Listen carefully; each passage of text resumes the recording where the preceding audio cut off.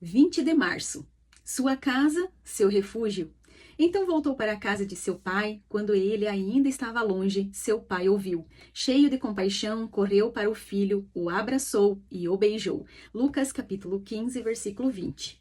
Sempre amei viajar. No entanto, como é especial voltar para casa. O cheiro do lar, meu banheiro, minha cama, minha família, minha cachorrinha. Estar ali me faz respirar fundo. Casa é refúgio. E é por isso que o inimigo tenta transformar nosso lar em um campo de batalha, em vez de um abrigo.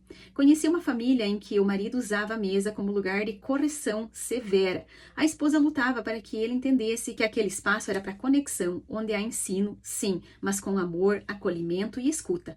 O Senhor quer nos ensinar a ver nosso lar como um pedacinho do céu. Após o cansaço dos dias, basta um banho, um pijama e minha família por perto para que eu me sinta recarregada. Em certa medida, foi o que o filho pródigo entendeu. Fora de casa havia promessas, amizades e muitas coisas acontecendo, mas foi ao voltar que ele encontrou restauração emocional e espiritual. Talvez por algum motivo você tenha se afastado do seu lar, física ou emocionalmente. Se esse for o caso, volte. Ou quem sabe tenha perdido a paz e aconchego em sua casa. O Senhor é capaz de restaurar o que se perdeu. Meu desejo e oração é que seu marido, ao chegar a casa, sinta alívio, não tensão. Que seus filhos encontrem amparo ao contar sobre o dia. Que seu abraço e sua comida sejam sinais de cuidado e descanso. Que sua casa seja esse lugar de paz e refúgio. João capítulo 6. Depois dessas coisas, Jesus atravessou o mar da Galileia, que é o de Tiberíades. Uma grande multidão o seguia porque tinham visto os sinais que ele fazia na cura dos enfermos. Então Jesus subiu ao monte e sentou-se ali com os seus discípulos. Ora, a Páscoa, festa dos judeus, estava próxima. Então Jesus, erguendo os olhos e vendo que uma grande multidão se aproximava, disse a Filipe: Onde compraremos pão para lhes dar de comer? Mas Jesus dizia isso para testá-lo, porque sabia o que estava para fazer. Filipe respondeu: Nem mesmo 200 denários de pão seriam suficientes para que cada um recebesse um pedaço.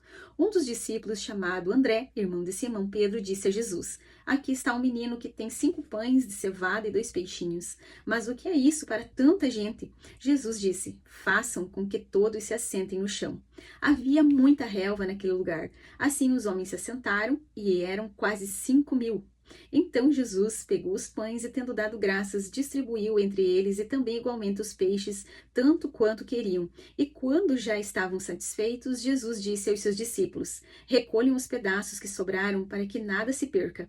Assim, pois, o fizeram e encheram 12 cestos de pedaços dos 5 pães e cevada que sobraram depois que todos tinham comido. Quando as pessoas viram o sinal que Jesus havia feito, disseram: Este é verdadeiramente o profeta que devia vir ao mundo. Jesus ficou sabendo que estavam para vir com a intenção de fazê-lo rei à força. Então ele se retirou outra vez sozinho para o monte. Ao final do dia, os discípulos de Jesus desceram para o mar e, entrando num barco, passaram para o outro lado rumo a Cafarnaum. Já estava escuro e Jesus ainda não tinha ido até onde eles estavam. E o mar começava a ficar agitado porque soprava um vento forte. Os discípulos já tinham navegado uns 5 ou 6 quilômetros quando viram Jesus andando sobre o mar. Aproximando-se do barco, ficaram com medo, mas Jesus lhes disse: Sou eu, não tenham medo. Então eles o receberam com alegria. E logo o barco chegou ao seu destino.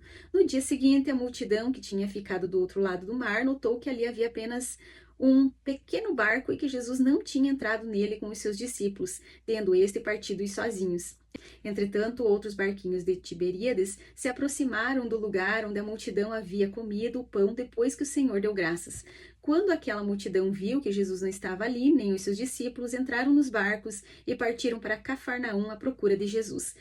E tendo-o encontrado no outro lado do mar, lhe perguntaram: Mestre, quando o Senhor chegou aqui? Jesus respondeu: em verdade lhes digo que vocês estão me procurando não porque viram sinais, mas porque comeram os pães e ficaram satisfeitos. Trabalhem, não pela comida que se estraga, mas pela que permanece para a vida eterna, a qual o Filho do Homem dará a vocês, porque Deus, o Pai, o confirmou com o seu selo. Então lhes perguntaram: que faremos para realizar as obras de Deus? Jesus respondeu: a obra de Deus é esta, que vocês creiam naquele que ele enviou. Então eles disseram: que sinal o Senhor fará para que vejamos e creiamos no Senhor? O que o Senhor pode fazer? Nossos pais comeram o maná no deserto, como está escrito: deu-lhes a comer pão do céu. Jesus lhes disse: em verdade lhes digo que não foi Moisés quem deu o pão do céu para vocês. Quem lhes dá o verdadeiro pão do céu é meu Pai, porque o pão de Deus é o que desce do céu e dá vida ao mundo. Então lhes disseram: Senhor, dê-nos sempre desse pão. Jesus respondeu: eu sou o pão da vida. Quem vem a mim jamais terá fome, e quem crê em mim jamais terá sede. Porém, eu já disse que vocês não creem, embora estejam me vendo. Todo aquele que o Pai me dá, esse virá a mim, e o que vem a mim, de modo nenhum lançarei fora, porque eu desci do céu não para fazer minha própria vontade, mas a vontade daquele que me enviou. E a vontade de quem me enviou é esta: que eu não perca nenhum de todos os que ele me deu. Pelo contrário, eu ressuscitarei no último dia. De fato, a vontade de meu Pai é que todo aquele que vir o Filho e nele crer tenha a vida eterna, e eu ressuscitarei no último dia.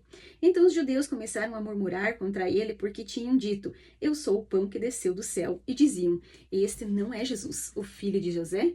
Por acaso não conhecemos o pai e a mãe dele? Como é que ele agora diz: desci do céu?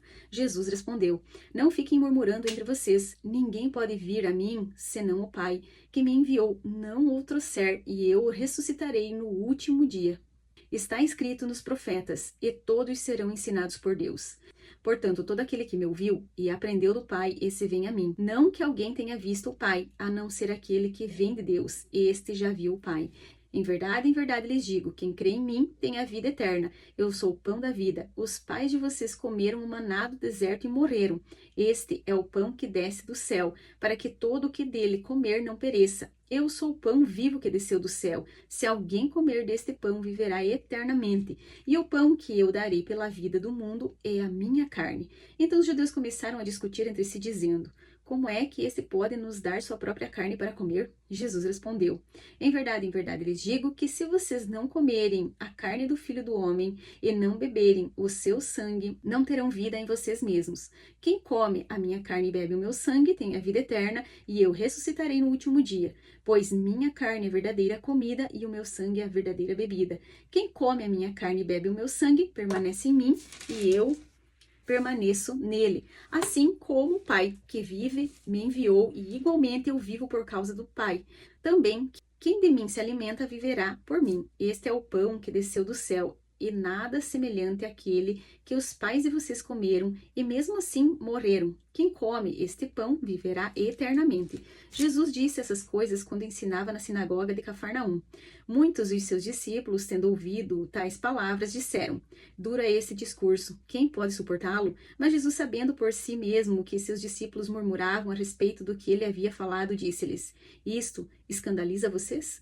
Que acontecerá então se vier o Filho do Homem subir para o lugar onde primeiro estava? O Espírito é o que vivifica, a carne para nada aproveita. As palavras que eu lhes tenho falado são espírito e são vida, mas há descrentes entre vocês. Ora, Jesus sabia desde o princípio quais eram os que não criam e quem iria traí-lo, e prosseguiu: por causa disso é que falei para vocês que ninguém poderá vir a mim, se não lhe for concedido pelo Pai. Diante disso, muitos dos seus discípulos o abandonaram e já não andavam com ele. Então Jesus lhe perguntou aos 12: será que vocês também querem se retirar? Simão Pedro respondeu: Senhor, para quem iremos? O Senhor tem as palavras da vida eterna, e nós temos crido e conhecido que o Senhor é o Santo de Deus. Então Jesus lhes disse: não é de fato que eu escolhi vocês, os 12, mas um de vocês é um diabo. Ele se referia a Judas, filho de Simão Iscariotes, porque este, sendo um dos 12, era quem o haveria de trair. Aleluia. Deus abençoe e até amanhã.